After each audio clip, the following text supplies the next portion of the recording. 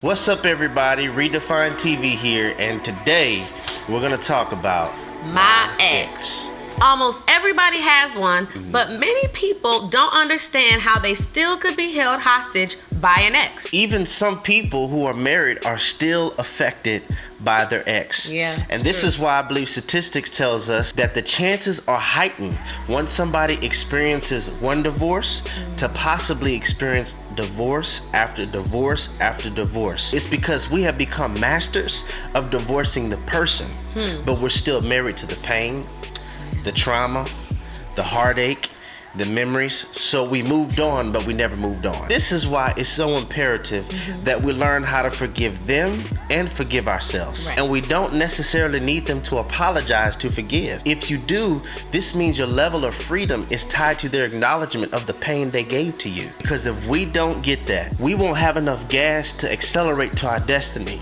because we used it all on past memories. So here you are, stuck in what is because of what was. It's one thing to be stuck in traffic. It's another thing to be stuck in life. And this is why some couples have prenuptial agreements because of what was. Let me set up a falsified security system just in case the same pain I felt with them, if this starts to look anything like that, I got something to fall back on. That's true. And if that's not your story, it could be somebody else who told you to get a prenup because they experienced a broken marriage, they experienced a failed marriage, and so they're passing on their hurt to you because wounds that don't get transformed get transferred. And so many times we have people passing on transferred hurt information on what you should do for your relationship because of the pain they experienced. So we become haunted by the pain of an ex and treat the person in front of us like the person behind us. This right here is why it's so dangerous to move when God says wait and wait when God says move. Watch this now. When a person is following God's guidance, it's impossible for them to be a serial dater. You shouldn't have 3, 4, 5 boos, babes, whatever you want to call them, within the last 2 years if you're following God's guidance. It's impossible. That is true. Because God doesn't send counterfeits, the enemy does. And the enemy knows that a heart that is classically conditioned to multiple, that means multiple girlfriends, multiple boyfriends, multiple spouses, that heart is more likely to be a divorce-prone heart. Because the heart wasn't made to experience multiple breakups, multiple sex partners, multiple marriages. That's not God's design for the heart. But the enemy knows if I can get them to experience breakup after breakup, this will become their curriculum in every relationship. When it gets hard, break up. When it's difficult, break up. When I see their flaws, break up. When they see my flaws, break up. When I don't feel like talking, break up. When it's just bringing me out of my comfort zone, break up. So there's no stick-to-itness, if you will, in any type of relational context because you're so used to multiple. That's why we stress pray, pray, pray, pray. Use Lord. discernment. In all your ways, acknowledge Him. Some pain you won't even have to feel if before letting feelings form, you first see if God formed this. And let us deviate for a second.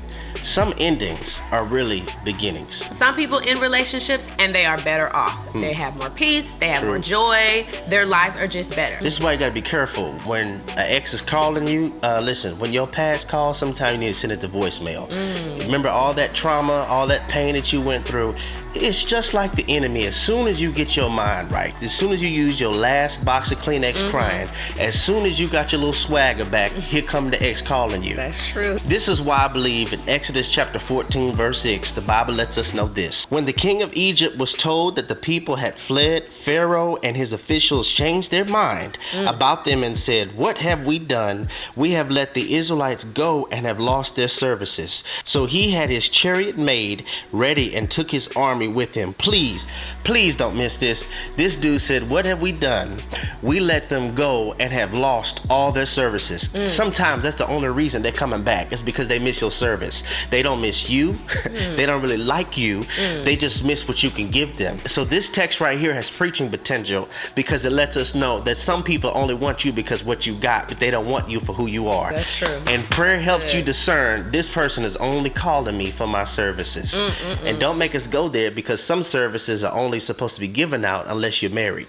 If they not your husband or your wife, there's some services they never should be experiencing in the first place. But that's a whole nother website. A lot of times, people are still stuck in that past. They still have the pain. They still have the heartache. They still have the memories from that ex, from that past relationship.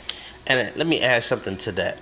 One of the worst outlooks I believe somebody could have, especially after they got out of a hurtful relationship, is, oh well, on to the next. Right. Listen, sometimes you don't need to be thinking on to the next. You need to be thinking, I need to recover. Yes, there are other fish in the sea, but there are also sharks as well. And if you get in that relational pool while you're bleeding, you're going to attract sharks. Identify the severity of the wound. Sometimes you have to be still to heal, because this injury, if you keep on going, you might bleed out. And some injuries, you need somebody to help you. Yeah. Just like we see it in football when somebody gets hurt and they can't walk anymore, their teammates come and help them limp off the field. Yeah. So sometimes you need a coach to help you limp. You need a brother or a sister, a pastor, a mentor that helps you limp. And notice, once they start getting up and limp off the field, the whole audience starts to cheer and they start to clap. Yeah. And this is what it should look like when we see our brother and our sister limping out of a relationship that wounded them. We're clapping because we recognize, listen, the way you saw me in this season is not going to be the way you see me in the next season, because we serve a God who's a healer. Yes, that hurt me, but God gives something I like to call parachute grace. I fell, but the fall didn't break me. So don't judge me by the chapter you walked in on, because right now I may look like recovery, but later on I'm going to look like luxury. So we want to encourage you that just because it ended doesn't mean your life is ended. No. And don't let that chapter become your title. That's it. This is Redefined TV, Where we're redefining relationships righteously.